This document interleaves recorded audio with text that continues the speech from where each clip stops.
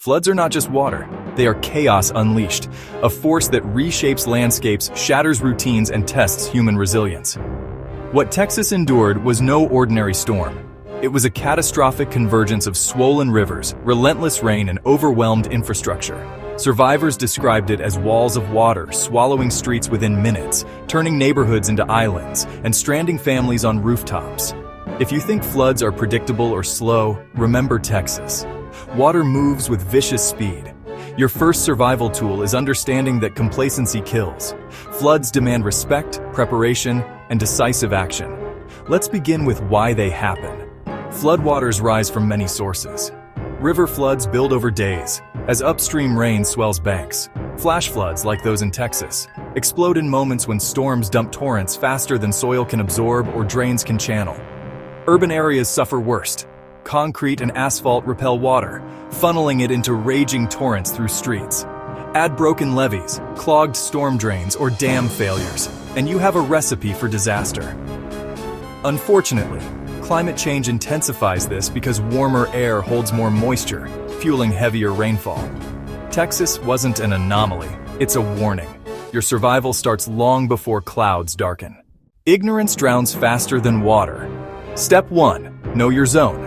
Flood maps aren't bureaucratic trivia, they're lifelines.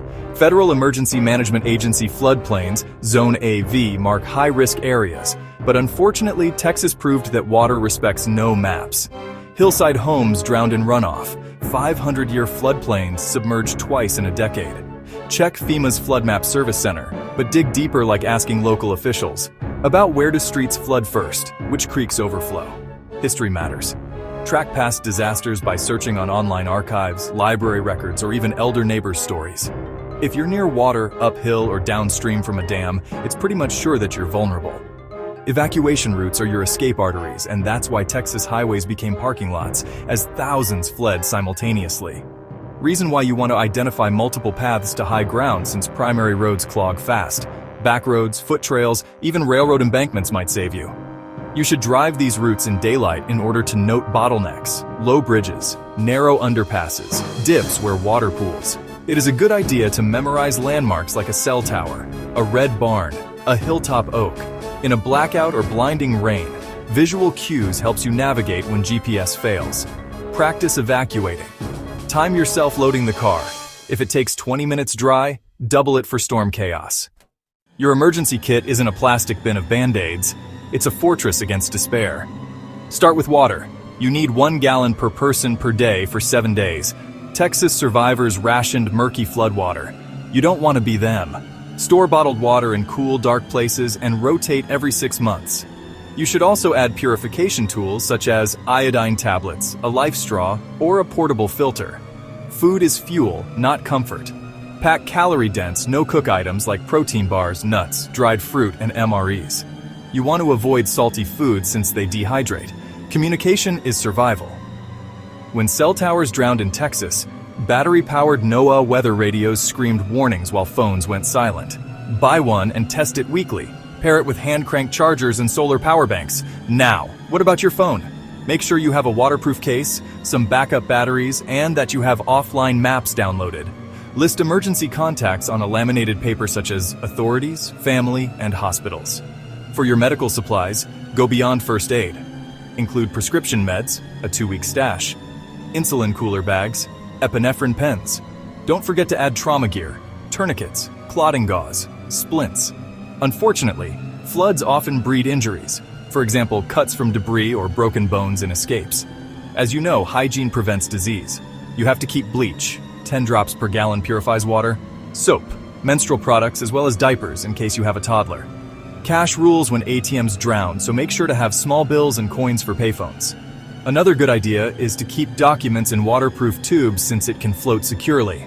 This is good for IDs, deeds, insurance policies, and vaccination records. To double the security, you can always scan them to a password-locked USB drive that you can keep in that same waterproof tube. And finally, for tools, always keep a multi-tool knife, a whistle, a headlamp, as well as a good pair of work gloves.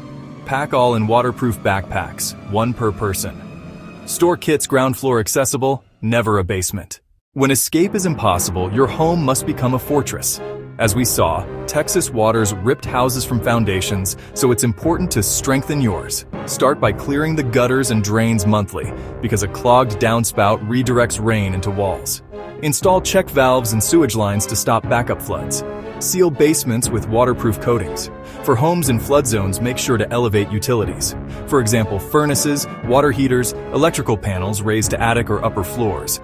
Sandbags are good temporary shields. You want to stack them like bricks. Staggered rows, bags folded inward to seal gaps. Cover drains, doorways, low windows. Flood barriers offer stronger defense. As permanent options you have aluminum flood shields bolted to door frames. And for a temporary solution, use inflatable dams that expand with water pressure. But if this is too pricey for your budget, no worries. Simply improvise. Line plywood sheets with plastic sheeting, brace against doors with 2x4S. For the inside of the house, make sure to move valuables up. Electronics, heirlooms, and photos to upper shelves or attics. And furniture, elevate the legs with bricks. This is where you need to know your home's weak points. A garage door collapses under water pressure, so reinforce it or abandon it by sealing the interior doors leading to the garage. Official alerts save lives, but unfortunately Texas's sirens woke some too late. Nature screams first. This is why you need to watch the sky. If you see sickly green clouds, that means hail and torrential rain. Listen for rumbles upstream. A dam might have burst. Also, smell the air. If it smells like thick, earthy odors, that signals saturated soil. Track rain digitally. Apps like Weather Underground or AccuWeather give real-time radar. But you should also set phone alerts for flash flood warnings. A warning means act now. A watch means prepare. But since technology also fails, learn ancient cues. Water rising in storm drains, debris racing down ditches, creek water turning muddy brown. These mean runoff is surging. If authorities issue evacuation orders, leave now, not after coffee or when the game ends, but now, because hesitation kills. Unfortunately, Texas's dead waited for certainty. Floodwaters gave none. Evacuation isn't driving, it's war strategy. Rule 1. Leave early. When Texas counties sounded alarms, thousands delayed. Result, cars stalled in deepening water, trapping families. Water just 6 inches deep sweeps cars sideways. 12 inches floats most vehicles. 2 feet of water? Your cargo for the current. If roads flood, abandon the car. Your life outweighs metal. On foot, every step matters. Avoid currents. Even knee-deep water can topple you if fast-moving.